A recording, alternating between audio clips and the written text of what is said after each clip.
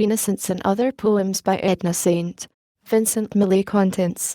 Renascence. All I could see from where I stood entering the room is full of you. As I came in the suicide, curse thee, life, I will live with thee no more. God's world, O world, I cannot hold thee close enough.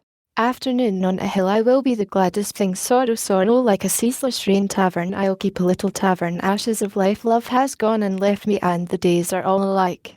The little ghost, I knew her for a little ghost, kin to sorrow, am I kin to sorrow. 3 songs of shattering, I the first rose on my rose tree. 2, let the little birds sing.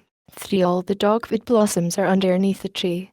The shroud death, I say, my heart is bowed the dream love. If I weep it will not matter, indifference I said, for love was laggard, oh, love was slow to come.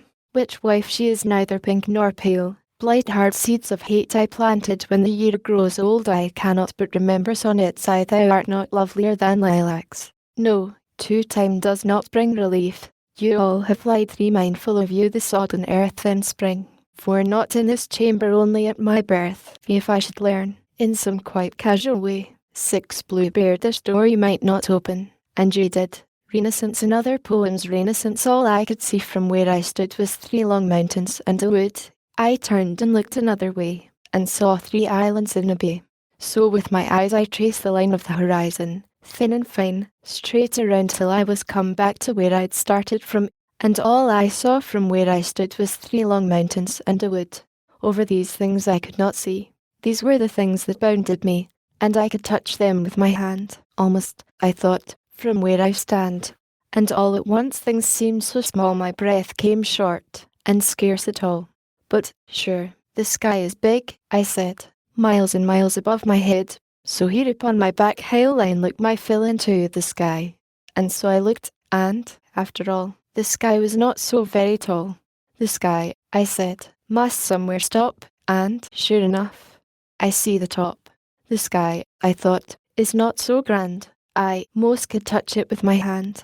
And reaching up my hand to try, I screamed to feel it touch the sky. I screamed, and, lo, infinity came down and settled over me, forced back my scream into my chest, bent back my arm upon my breast, and, pressing of the undefined the definition on my mind, held up before my eyes a glass through which my shrinking sight did pass until it seemed I must behold immensity made manifold, whispered to me a word whose sound deafened the ear for worlds around, and brought unmuffled to my ears the gossiping of friendly spheres, the creaking of the tented sky, the ticking of eternity.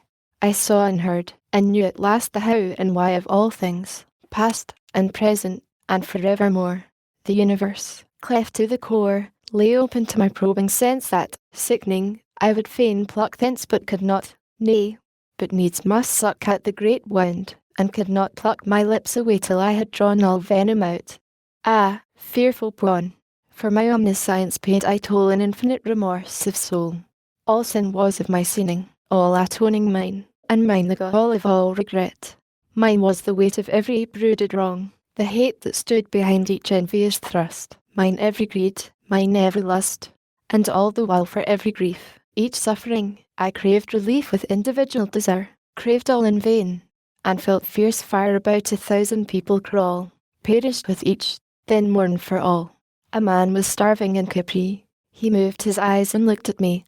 I felt his gaze, I heard his moan, and knew his hunger as my own.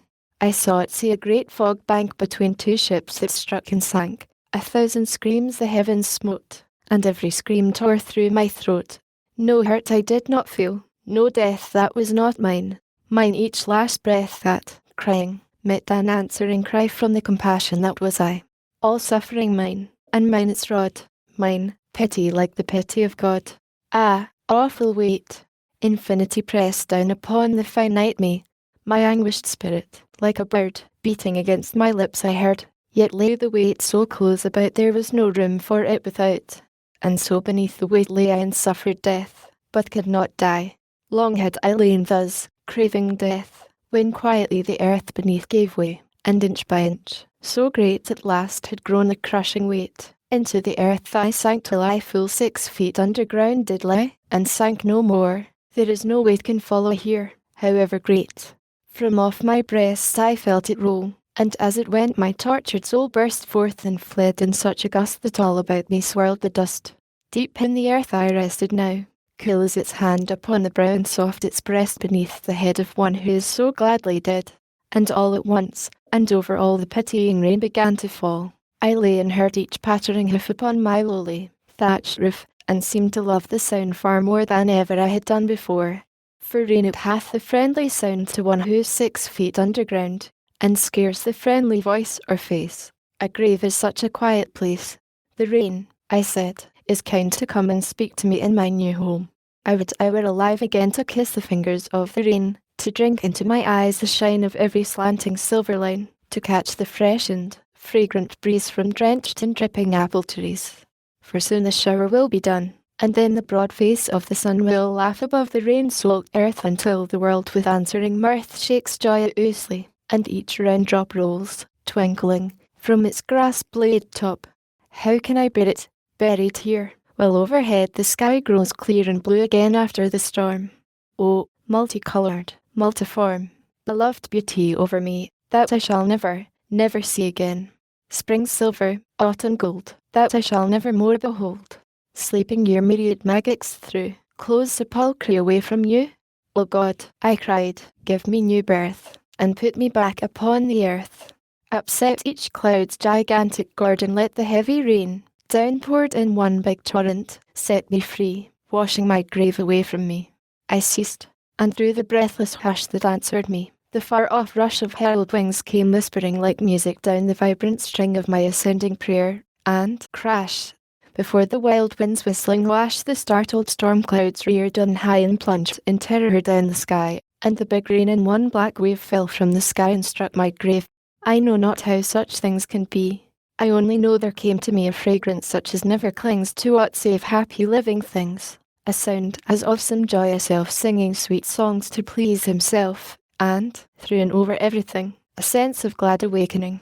The grass, a tiptoe at my ear, whispering to me I could hear. I felt the rain's cool fingertips brush tenderly across my lips, laid gently on my sealed sight, and all at once the heavy night fell from my eyes and I could see a drenched and dripping apple tree, a lashed long line of silver rain, a sky grown clear and blue again.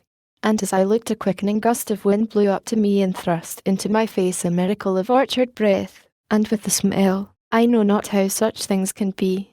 I breathed my soul back into me. Ah!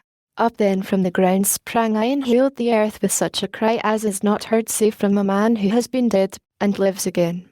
About the trees my arms I wound, like one gone mad I hugged the ground. I raised my quivering arms on high, I laughed and laughed into the sky, till at my throat a strangling sob caught fiercely, and a great heart-throb sent instant tears into my eyes. O God, I cried, no dark disguise can e'er hereafter hide from me thy radiant identity. Thou canst not move across the grass, but my quick eyes will see thee pass, nor speak, however silently, but my hushed voice will answer thee. I know the path that tells thy way through the cool eve of every day. God, I can push the grass apart and lay my finger on thy heart. The world stands out on either side no wider than the heart is wide. Above the world is stretched the sky, no higher than the soul is high. The heart can push the sea and land farther away on either hand. The soul can split the sky in two, and let the face of God shine through. But east and west will pinch the heart that cannot keep them pushed apart. And he whose soul is flat, the sky will cave in on him by and by. Enter him, the room is full of you. As I came in and closed the door behind me, all at once a something in the air, intangible, yet stiff with meaning, struck my senses sick. Sharp, unfamiliar odours have destroyed each other room's dear personality. The heavy scent of damp, funereal flowers, the very essence, hushed distilled, of death, has strangled that habitual breath of home whose expiration leaves all houses dead, and wheresoe'er I look is hideous change. Save here. Here, 'twas as if the weed-choked gate had opened at my touch, and I had stepped into some long-forgot, enchanted, strange, sweet garden of 1,000 years ago and suddenly thought, I have been here before. You are not here.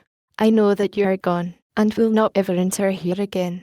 And yet it seems to me, if I should speak, your silent step must wake across the hall.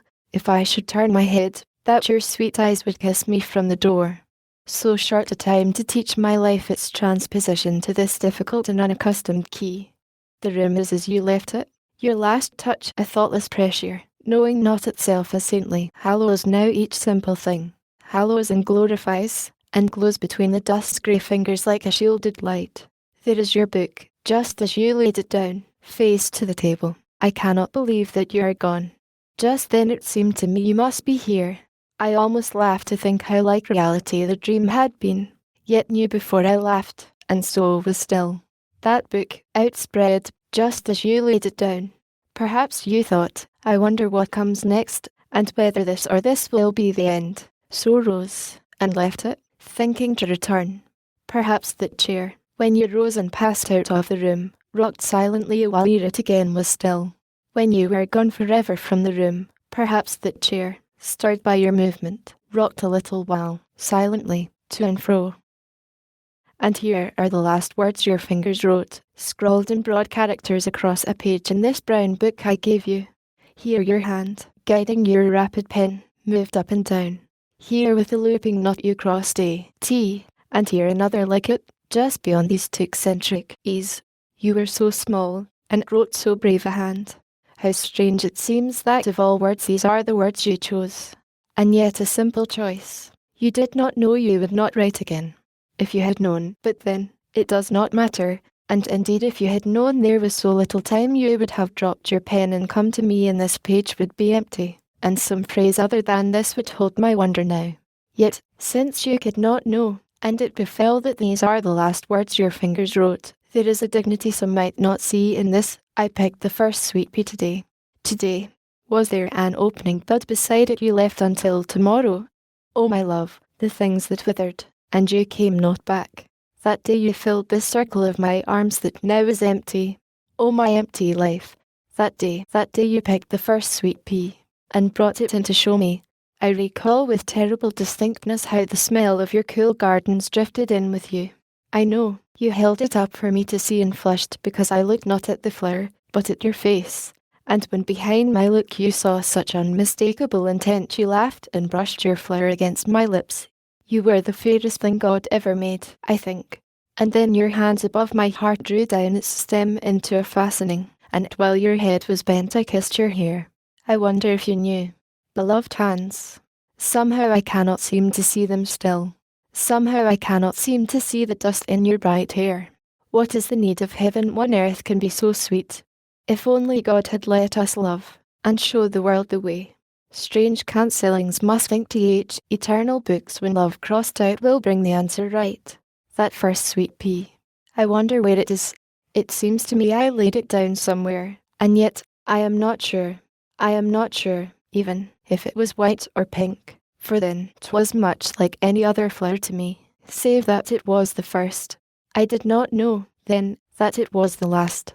If I had known, but then, it does not matter. Strange how few, after all said and done, the things that are of moment. Few indeed. When I can make of 10 small words a rope to hang the world. I had you and I have you now no more. There it dangles. Where's the little truth that can for long keep footing under that when its slack syllables tighten to a thought? Here, let me write it down. I wish to see just how a thing like that will look on paper. Asterisk I had you and I have you now no more asterisk. O little words, how can you run so straight across the page, beneath the weight you bear? How can you fall apart, whom such a theme has bound together, and hereafter aid in trivial expression, that have been so hideously dignified? Would God that tearing you apart would tear the thread I strung you on?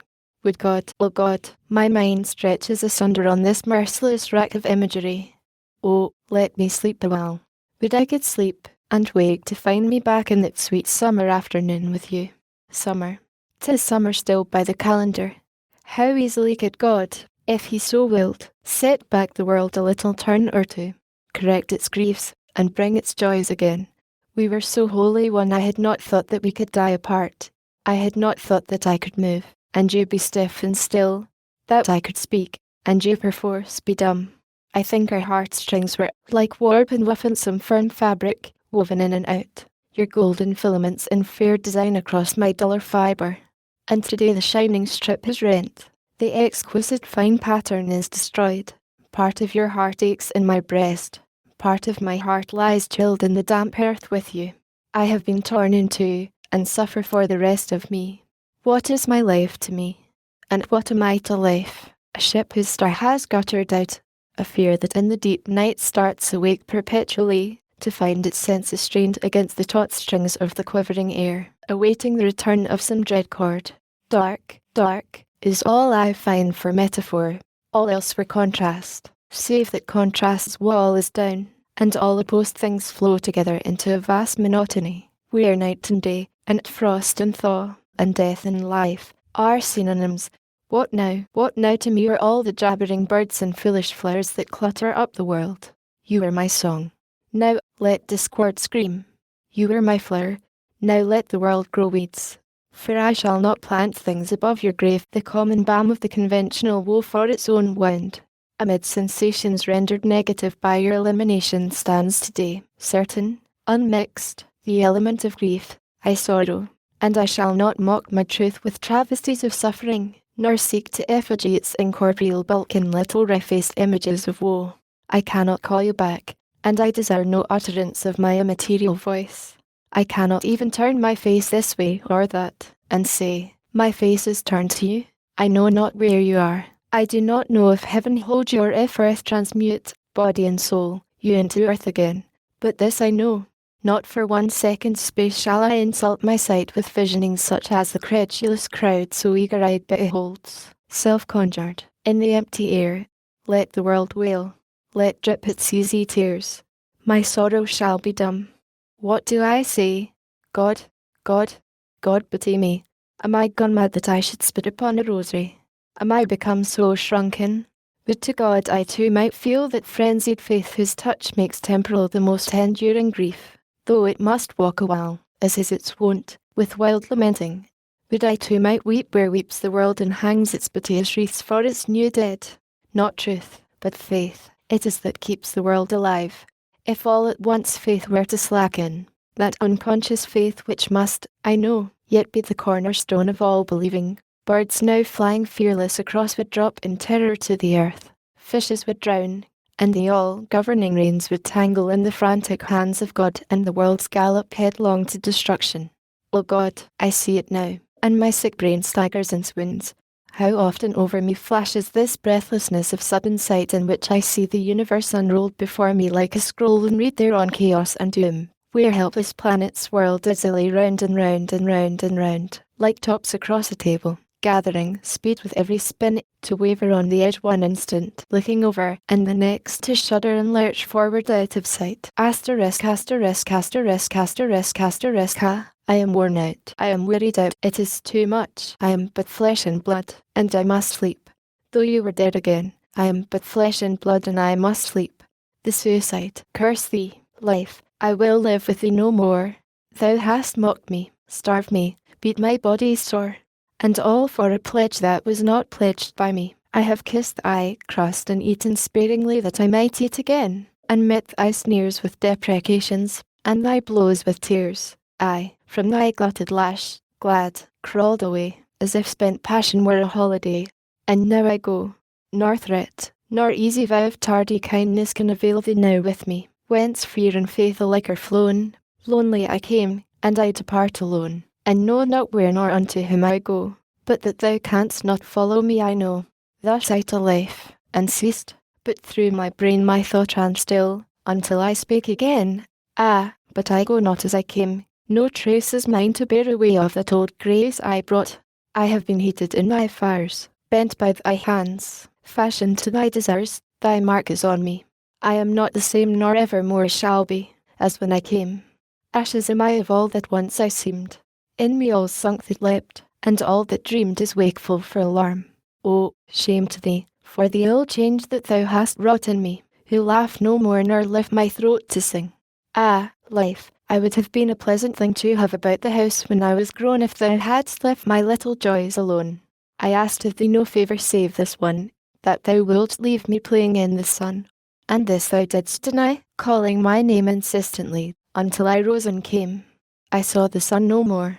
It were not well so long on these unpleasant thoughts to dwell. Need I arise tomorrow and renew again my hated tasks, But I am through with all things save my thoughts in this one night, so that in truth I seem already quite free and remote from thee. I feel no haste and no reluctance to depart. I taste merely, with thoughtful mien, an unknown draught, that in a little while I shall have quaffed. Thus I to life, and ceased, and slightly smiled, looking at nothing. And my thin dreams filed before me one by one, till once again I set new words unto an old refrain. Treasures thou hast that never have been mine. Warm lights in many a secret chamber shine of the Agone house, and gusts of song have blown like blossoms out to me that sat alone. And I have waited well for thee to show if any share were mine. And now I go, nothing I leave, and if I not attain I shall but come into mine own again. Thus I to life, and ceased, and spake no more, but turning, straightway, sought a certain door in the rear wall. Heavy it was, and low and dark, a way by which none I would go that other exit had, and never knock was heard thereat, bearing a curious lock some chance had shown me fashioned faultily, weary of life held content the useless key, and great coarse hinges, thick and rough with rust, whose sudden voice across the silence must, I knew, be harsh and horrible to hear, a strange door, ugly like a dwarf. So near I came I felt upon my feet the chill of acid wind creeping across the sill. So stood long time, till over me at last came weariness, and all things other passed to make it room. The still night drifted deep like snow about me, and I longed for sleep. But, suddenly, marking the morning air, bade the deep-throated bell within the tower. Startled, I raised my head, and with a shout laid hold upon the latch, and was without. Asterisk, asterisk, asterisk, asterisk, asterisk, long forgotten, well-remembered road, leading me back unto my old abode, my father's house. There in the night I came, and found them feasting, and all things the same as they had been before. A splendour hung upon the walls, and such sweet songs were sung as, echoing out of very long ago, had called me from the house of life, I know. So fair their raiment shone I looked in shame on the unlovely garb in which I came, then straightway at my hesitancy mocked. It is my father's house, I said and knocked, and the door opened. To the shining crowd tattered and dark I entered, like a cloud, seeing no face but his. To him I crept, and, Father, I cried, and clasped his knees, and wept. Ah, days of joy that followed. All alone I wandered through the house. My own, my own, my own to touch, my own to taste and smell. All I had lacked so long and loved so well. None shook me out of sleep, nor hushed my song, nor called me in from the sunlight all day long. I know not when the wonder came to me of what my father's business might be, and whither fared and on what errand spent that all ungracious messengers he sent. Yet one day with no song from dawn till night wondering, I sat, and watched them out of sight. And the next day I called, and on the third asked them if I might go, but no one heard. Then, sick with longing, I rose at last and went unto my father, in that vast chamber wherein he for so many years has sat, surrounded by his charts and spheres. Father, I said, Father, I cannot play the harp that thou didst give me, and all day I sit in idleness, while to and fro about me thy serene, grave servants go, and I am weary of my lonely ease. Better a peerless journey overseas away from thee, than this, the life I lead, to sit all day in the sunshine like a weed that grows to naught. I love thee more than they who serve thee most, yet serve thee in no way. Father, I beg of thee a little task to dignify my days. 'Tis all I ask forever, but forever, this denied, I perish. Child, my father's voice replied, all things that I fancy hath desired of me thou hast received. I have prepared for thee within my house a spacious chamber, where are delicate things to handle and to wear, and all these things are thine. Dost thou love song? My minstrels shall attend thee all day long. Or sigh for flowers? My fairest gardens stand open as fields to thee on every hand, and all thy days this word shall hold the same. No pleasure shalt thou lack that thou shalt name. But as for tasks, he smiled, and shook his head. Thou hadst thy task, and laidst it by, he said. God's world, O world, I cannot hold thee close enough. Thy winds, thy wide grey skies, thy mists, that roll and rise, thy woods, this autumn day, that take and sag and all but cry with colour, that bow on crag to crush, to lift the lane of that black bluff. World, world, I cannot get thee close enough. Long have I known a glory in it all, but never knew I this. Here such a passion as a strict teareth me apart. Lord, I do fear thou'st made the world too beautiful this year. My soul is all but out of me. Let fall no burning leaf, prithee, let no bird call. Afternoon on a hill I will be the gladdest thing under the sun. I will touch 100 flowers and not pick one. I will look at cliffs and clouds with quiet eyes, watch the wind bow down the grass, and the grass rise. And when lights begin to show up from the town, I will mark which must be mine, and then start down. Sorrow, sorrow like a ceaseless rain beats upon my heart. People twist and scream in pain, dawn will find them still again. This has neither waxed nor wane, neither stop nor start. People dress and go to town. I sit in my chair. All my thoughts are slow and brown, standing up or sitting down little matters, or what gown or what shoes I wear. Tavern I'll keep a little tavern below the high hill's crest, wherein all grey-eyed people may sit them down and rest. There shall be plates aplenty, and mugs to melt the chill of all the grey-eyed people who happen up the hill. There sound will sleep the traveller, and dream his journey's end, but I will rouse at midnight the falling fire to tend. Aye, 'tis a curious fancy, but all the good I know was taught me out of two grey eyes a long time ago. Ashes of life love has gone and left me, and the days are all alike. Eat I must, and sleep I will, and would that night were here. But to lie awake and hear the slow hours strike, would that it were day again, with twilight near. Love has gone and left me, and I don't know what to do. This or that or what you will is all the same to me. But all the things that I begin I leave before I'm through. There's little use in anything as far as I can see. Love has gone and left me, and the neighbours knock and borrow, and life goes on forever like the gnawing of a mouse. And tomorrow and tomorrow and tomorrow and tomorrow there's this little street and this little house. The little ghost I knew her for a little ghost that in my garden walked. The wall is high, higher than most, and the green gate was locked. And yet I did not think of that till after she was gone. I knew her by the broad white hat, all ruffled, she had on, by the dear ruffles round her feet, by her small hands that hung in their lace mitts, austere and sweet, her gown's white folds among. I watched to see if she would stay, what she would do, and oh, she looked as if she liked the way I let my garden grow. She bent above my favourite mint with conscious garden grace. She smiled and smiled. There was no hint of sadness in her face. She held her gown on either side to let her slippers show, and up the walk she went with pride, the way great ladies go. And where the wall is built in new and is of ivy bare she paused, then opened and passed through a gate that once was there. Kin to sorrow am I kin to sorrow, that so oft falls the knocker of my door, neither loud nor soft, but as long accustomed, under sorrow's hand. Marigolds around the step and rosemary stand, and then comes sorrow. And what does sorrow care for the rosemary or the marigolds there? Am I kin to sorrow? Are we kin? That so oft upon my door, asterisco, come in asterisk. 3 songs of shattering I the first rose on my rose tree budded, bloomed, and shattered. During sad days when to me nothing mattered. Grief of grief has drained me clean. Still it seems a pity no one saw. It must have been very pretty. To let the little birds sing. Let the little lambs play. Spring is here, and so 'tis spring. But not in the old way. I recall a place where a plum tree grew. There you lifted up your face, and blossoms covered you. If the little birds sing, and the little lambs play, spring is here, and so 'tis spring, but not in the old way. 3 all the dogwood blossoms are underneath the tree. Their spring was going, spring is gone, and there comes no summer to the like of you and me. Blossom time is early, but no fruit sets on. All the dogwood blossoms are underneath the tree, browned at the edges, turned in a day, and I would with all my heart they trimmed a mound for me, and weeds were tall on all the paths that led that way. The shroud death, I say, my heart is bowed unto thine, O mother. This red gown will make a shroud good as any other. Aye, that would not wait to wear my own bridal things, in a dress dark as my hair made my answerings. Aye, tonight, that till he came could not wait, in a gown as bright as flame held for them the gate. Death, I say, my heart is bowed unto thine, O mother.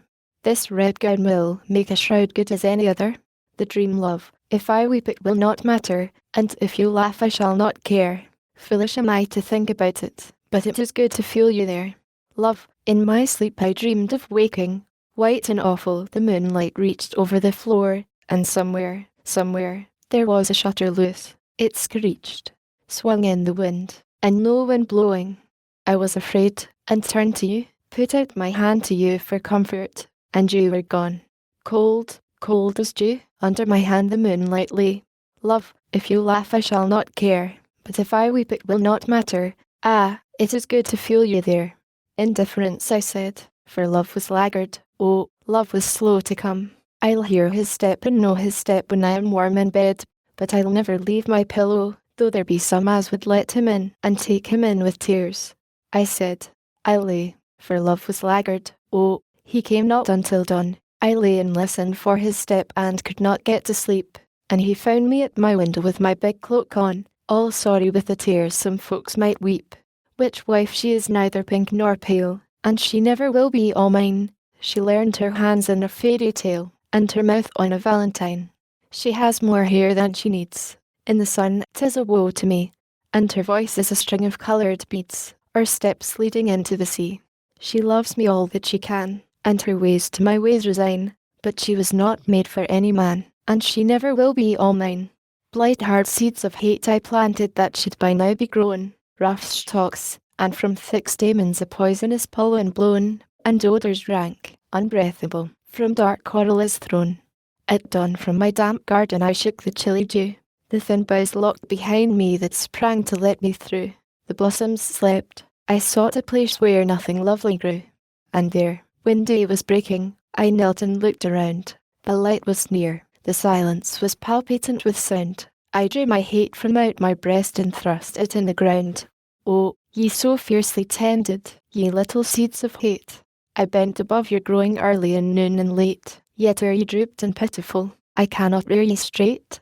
The sun seeks out my garden, no nook is left in shade, no mist nor mould nor mildew endures on any blade, sweet rain slants under every bough, ye falter, and ye fade. When the year grows old I cannot but remember when the year grows old. October, November, how she disliked the cold. She used to watch the swallows go down across the sky, and turn from the window with a little sharp sigh. And often when the brown leaves were brittle on the ground, and the wind in the chimney made a melancholy sound, she had a look about her that I wish I could forget, the look of a scared thing sitting in a net. Oh, beautiful at nightfall the soft spitting snow, and beautiful the bare boughs rubbing to and fro. But the roaring of the fire, and the warmth of fur, and the boiling of the kettle were beautiful to her. I cannot but remember when the year grows old. October, November, how she disliked the cold. Sonnet sigh, thou art not lovelier than lilacs, no, nor honeysuckle. Thou art not more fair than small white single poppies. I can bear thy beauty, though I bend before thee, though from left to right, not knowing where to go, I turn my troubled eyes, nor here nor there find any refuge from thee. Yet I swear so has it been with mist, with moonlight so. Like him who day by day unto his draught of delicate poison adds him one drop more till he may drink unharmed the death of 10, even so, inured to beauty, who have quaffed each hour more deeply than the hour before, I drink and live what has destroyed some men.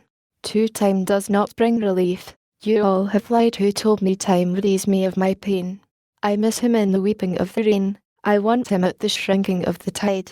The old snows melt from every mountain side, and last year's leaves are smoke in every lane. But last year's bitter loving must remain heaped on my heart, and my old thoughts abide. There are 100 places where I fear to go, so with his memory they brim, and entering with relief some quiet place where never fell his foot or shone his face, I say, there is no memory of him here, and so stand stricken, so remembering him. 3 mindful of you the sodden earth in spring, and all the flowers that in the springtime grow, and dusty roads, and thistles, and the slow rising of the round moon, all throats that sing the summer through, and each departing wing, and all the nests that the bared branches show, and all winds that in any weather blow, and all the storms that the 4 seasons bring. You go no more on your exultant feet up paths that only mist and morning knew, or watch the wind, or listen to the beat of a bird's wings too high in air to view. But you were something more than young and sweet and fair, and the long year remembers you. For not in this chamber only at my birth, when the long hours of that mysterious night were over, and the morning was in sight. I cried, but in strange places, stepping forth I have not seen, through alien grief and mirth. And never shall one room contain me quite who in so many rooms first saw the light, child of all mothers, native of the earth. So is no warmth for me at any fire today, when the world's fire has burned so low. I kneel, spending my breath in vain desire, at that cold hearth which one time roared so strong, and straighten back in weariness, and long to gather up my little gods and go. If I should learn, in some quite casual way, that you were gone, not to return again, read from the back page of a paper, say, held by a neighbour in a subway train, how at the corner of this avenue in such a street, so are the papers filled, a hurrying man, who happened to be you, at noon today had happened to be killed. I should not cry aloud, I could not cry aloud, or wring my hands in such a place. I should but watch the station lights rush by with a more careful interest on my face, or raise my eyes and read with greater care where to store fares and how to treat the hare. 6 Bluebeard, this door you might not open, and you did, so enter now, and see for what slight thing you're betrayed. Here is no treasure hid, no cauldron, no clear crystal mirroring the sought for truth, no heads of women slain for greed like yours, no writhings of distress, but only what you see. Look yet again, an empty room, cobwebbed and comfortless. Yet this alone out of my life I kept unto myself, lest any know me quite, and you did so profane me when you crept unto the threshold of this room tonight that I must never more behold your face. This now is yours. I seek another place,